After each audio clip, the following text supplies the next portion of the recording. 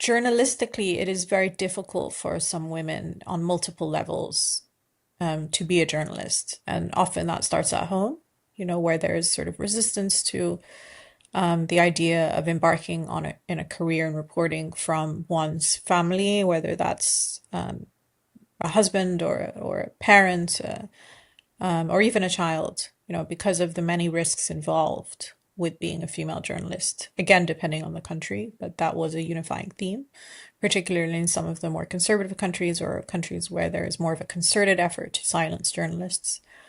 So it starts there and then it can extend to the street. For example, if a woman is reporting in public, she may face different types of harassments or threats or risks on her life, again, depending on where she is. And then it extends to the workplace, where she may face, unfair treatment, misogyny, again, harassment. A lot of this is not necessarily unique, of course, to the Arab world. It's just being a journalist, but I think in some ways it's accentuated or heightened in particular countries in the region. And then, of course, you get to the state level and non-state actors, where there may be attempts to suppress, and that could come in the form of detention.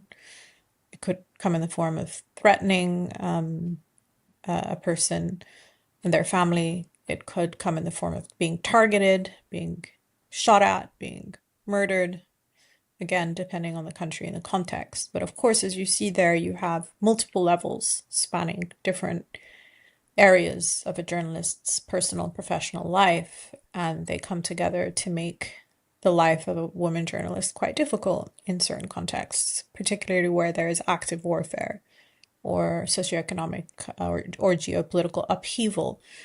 Now, I don't like to focus too much on those difficulties in the sense that they're important, but what is also really important is how the women then navigated those difficulties to do the journalism that they do, Hmm. right? And that requires a lot of resourcefulness. It requires a lot of savviness. You find a lot of savviness amongst these women where they are finding ways to navigate those systems where they're using their womanhood to their advantage. They recognize that only women can enter certain spaces. I think Zenat Hayim always comes to mind. She's a Syrian journalist who, during the Syria civil war, would cover how the war was impacting women and their fertility and their reproductive lives, and she would enter gynecological clinics, in a way that, of course, men couldn't do that. Or Right.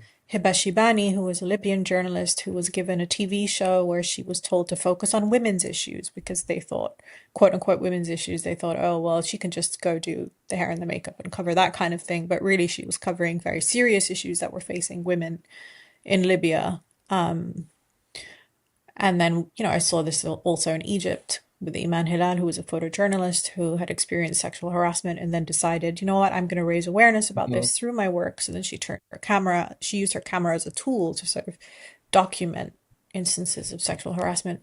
And these are just three examples of many in which sort of the women were navigating these very difficult reporting situations with a great deal of savviness. Those are some great stories. Sai, any comment on that one?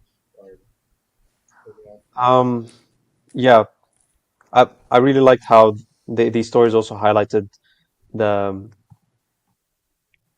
like the savviness and the intelligence that goes behind um woman, the way women will find the way to, you know, show their work and do their job without, even though like kind of everything is pitted against them in, especially in those in the Middle Eastern regions.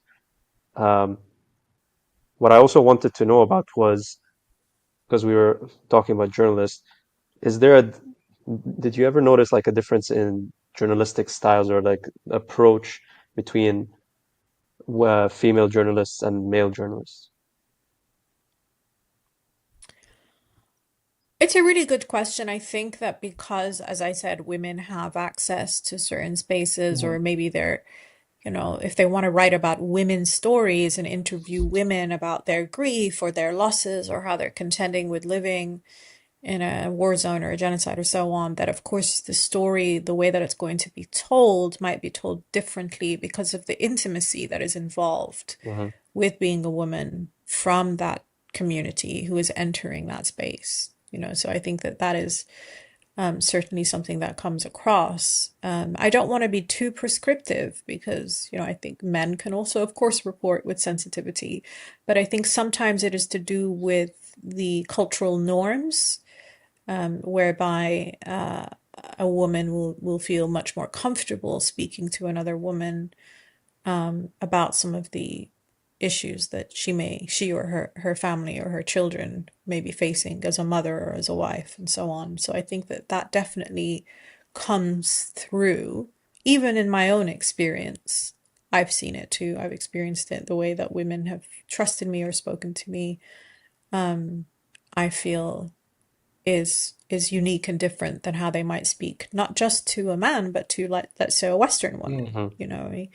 A woman who is not from that community and doesn't know the language or understand the linguistic nuances and so on, Yeah. or even the historical or local nuances. So I think that that certainly there are differences. Yes.